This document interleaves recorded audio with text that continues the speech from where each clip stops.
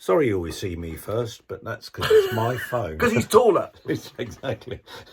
I smell more revolting. I doubt that, darling. No, so we've got we've been doing a bit more stuff. Yeah. Lester's done a lot more We've mad got shit. shed loads of shit here. Look at this. How many tracks have we got? I can't even see. He said he sent me a mix the other day, and he said, and it was the ending, and I just said that sounds unbelievably good, and he said I've just missed off half the trumpets, I forgot to put them on, and really I think the ending sounds quite phenomenal. We're getting there.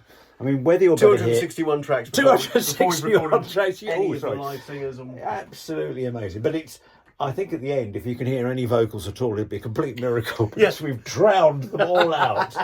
And even some of the early verses, we've just gone, do we want to better hear the singers, or should we just put more flute on it? And then, guess what we did? And anyway, so that's brilliant. Live drums in there now. Oh yeah, we had Gary's drums on Friday. We did, and it was a great experience. It was a studio that we left.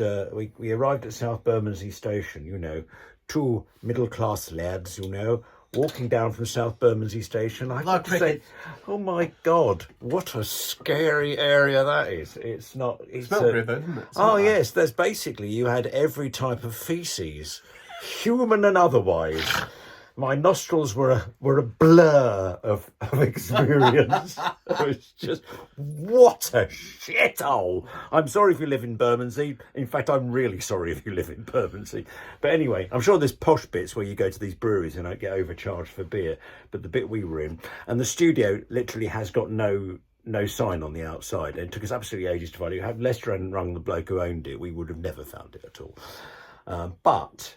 what's the guy? The name was Chris Smith. Chris Smith. Yeah. This lad came in, and he's sort of extremely nice engineer, really nice guy.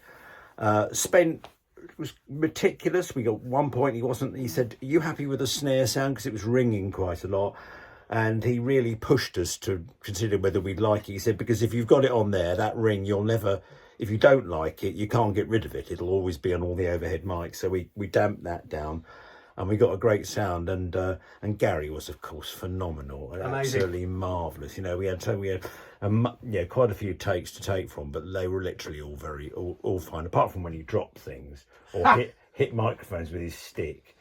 And also last year he was well on top of it, but this year he came out after what we said that's fine, we've got all the takes we need. And he came out and he was panting in a sort of like, we really worked him out, because it's 7 minutes and it doesn't really, you get a bit of a tea break in the middle, but not for long. And then, it's lovely. It was really wonderful. Then we put that with Baz's bass as well. And that it's just, the choruses are just absolutely pop now, which they weren't doing with the sample drums.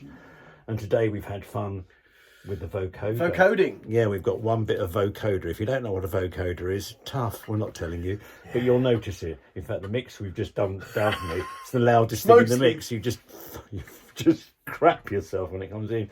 And so what I've been doing, Lester's been taking the Logic music out, which are all the parts, and they don't come out in a very not brilliant readable form, and then I put them into Sibelius and turn them into a proper orchestral score, and it's quite good because then we can check to see if everything matches up. So make sure if everything should have the same rhythm, make sure one part hasn't inadvertently got a dotted note where it should be a triplet or something. So we've done all that. Well, I've done most of that. So I've got in all the trumpets, the trombones, the cello, the double bass, the snare drum, the oboe, the flute, and the horns, and the tuba. That's it. And then Lester's going to go out and just tweak the saxophones so we can get that over to the Beston Massive. And then and we've got Alfie, who we're going to go and he's going to play a church organ on it, but not a sample church as you do organ, on pop. A genuine church organ. So we've never done it before, so who cares? And this is the Bell Drinkers, and we don't worry about whether it's excessive, we just do it anyway. And we've had absolutely marvellous time, but we'll keep you in touch with it all. And I'm posting these little short videos. I hope you enjoy them. I did one earlier on that Lester wasn't noticing when he was trying to plug everything in. It just looked like he was having a stroke, but there you go. So and like and subscribe and all that crap. Soon. And we'll see you later. Cheers.